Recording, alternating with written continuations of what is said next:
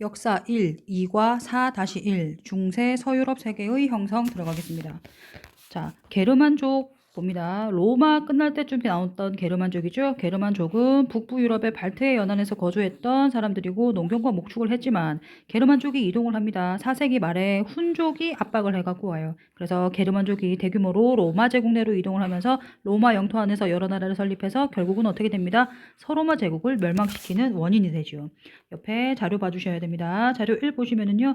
게르만족이 이동이 되는데 여기 훈족 먼저 보이십니까? 훈족이 와서 자꾸 침입을 해오니까 이쪽에 있던 게르만족의 여러 족들이 내려와서 왕국을 만들어요. 그래서 게르만족은 4세기 말 훈족의 압박으로 영토 내로 이동했습니다. 그래서 로마는 결국 어떻게 됩니다? 서로마가 망하게 되죠. 여기 로마 제국도 망하고 프랑크 왕국이 가장 크게 되는데 프랑크 왕국을 한번 볼게요. 프랑크 왕국은 어떻게 발전하느냐? 원래 거주지로부터 이동거리가 짧았습니다. 그래서 빨리 와서 옆에 보시면 금방 왔죠? 그래서 빨리 와서 큰 나라를 만들 수가 있었는데요. 클로비스, 카롤루스 마르텔, 특히 카롤루스 대제는 좀 외워주셔야 되는데요. 클로비스는 무엇을 했느냐? 크리스트교를 받아들였어요. 그래서 로마 가톨릭으로 개종을 하고 카롤루스 마르텔은 서유럽을 이슬람 세력이 침입해 왔거든요. 이슬람 세력이 침입해 온 것을 막아냈다라고 하는 거 되고요. 카롤루스 대제는 영토를 확정을 했습니다. 이베리아 반도를 제외한 서로마 영토를 대부분 정복을 해냅니다. 그리고 로마 교황으로부터 중요하지요. 서로마 황제의 관을 받습니다. 그래서 카롤루스 대제 때 로마 문화, 크리스트교 문화, 게르만 문화를 융합해서 서유럽 문화의 기틀을 마련합니다까지 알아두시면 되겠습니다. 근데 카롤루스 대제 죽고 나서 자손들이 영토를 분쟁이 발생을 해요. 그래서 베르댕 중요합니다. 베르댕 메르센 조약으로 인해 가지고 프랑크 왕국이 셋으로 분열됩니다. 서프랑크, 중프랑크, 동프랑크. 그래서 서프랑크는 프랑스, 중프랑크는 이탈리아, 동프랑크는 독일의 기원이 됩니다. 중요합니다. 카롤루스 대제 죽고 나서 자손들끼리의 영토 분쟁 때문에 베르댕, 메르센 조약을 세우고 셋으로 분열되어서 프랑스, 이탈리아, 독일의 기원이 된다라고 하는 거. 이렇게 프랑크 왕국이 망하고 나서 봉건제라고 하는 게 성립이 돼요. 봉건제.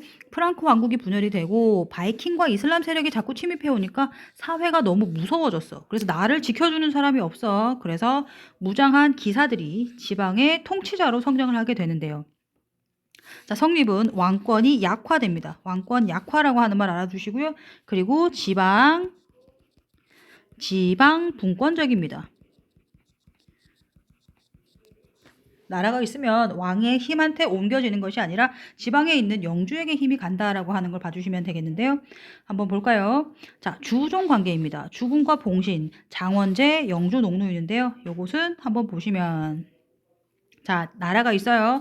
땅이 이렇게 있으면은요, 왕이 요만큼을 다스리고, 그 다음에 제후들한테 이렇게 줘요. 이렇게 제후줘요. 그곳을 봉건제입니다. 중국 봉건제랑 비슷하지요. 왕은 주군이 돼요. 이 군이 임금군자고요. 제후는 봉신, 땅을 받은 신하다라는 뜻이에요. 그럼 그 제후가 요 땅을 다스리겠죠. 근데 그 땅을 다스리는데 그 땅을 다스리는 영지의 주인, 그래서 영주가 되고요. 그 영주 안에서 살아가는 일반 사람들을 농노라고 해서 이것은 장원제가 되겠습니다. 한 번 더 나라 전체적으로 보면 봉건제를 사용하고 있어요. 그죠? 봉건제를 사용하고 있고요. 그 하나에 제후의 땅 하나를 보게 되면 이 제후는 영주가 되고요. 영지의 주인.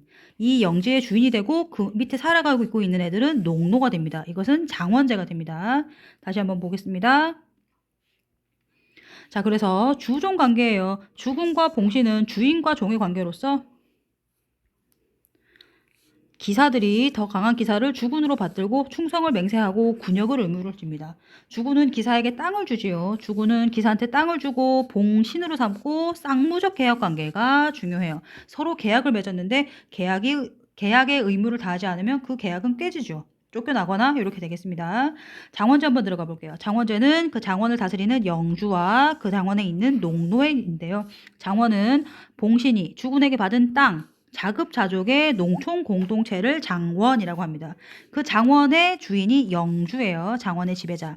주군의 간섭을 받지 않고 영주가 독자적으로 운영을 해요. 자기 땅이니까요. 그 대신 농노 들어가 볼까요? 장원의 농민을 농노라고 하는데요. 영주에게 속해 있어요. 그래서 거주 이전, 이사할 수가 없고 노동력과 세금을 바칩니다. 이것은 노예의 특성을 가지고 있죠. 하지만 나는 결혼할 수도 있어요. 내 마음대로 재산도 소유할 수가 있죠. 그래서 이것은 자영농, 스스로 혼자서 살아갈 수 있는 자영농의 역할을 갖고 있기 때문에 농노라고 불립니다. 그래서 고대 노예와는 이렇게 구분이 되고 있다라고 하는 거 알아두시면 되겠습니다. 봉건제 피라미드식 계층구조 요것이 서양의 봉건제다라고 하는 걸 봐주시면 되겠어요. 요것은 봉건제고요. 기사가 농노와의 관계는 장원제 안에서 있었던 영주, 얘는 영주가 되겠죠. 땅을 다스리니까 그 밑에 살고 있는 농노 이렇게 들어가죠. 다시 중세 서유럽에서 주종 관계, 봉건제지요. 쌍무적 계약 관계였다라고 했고요. 의무와 세금 납부, 군사와 세금을 준다라고 했고요. 의무를 다하지 않으면 계약은 깨진다. 이 정도까지 봐주시면 되겠습니다. 끝.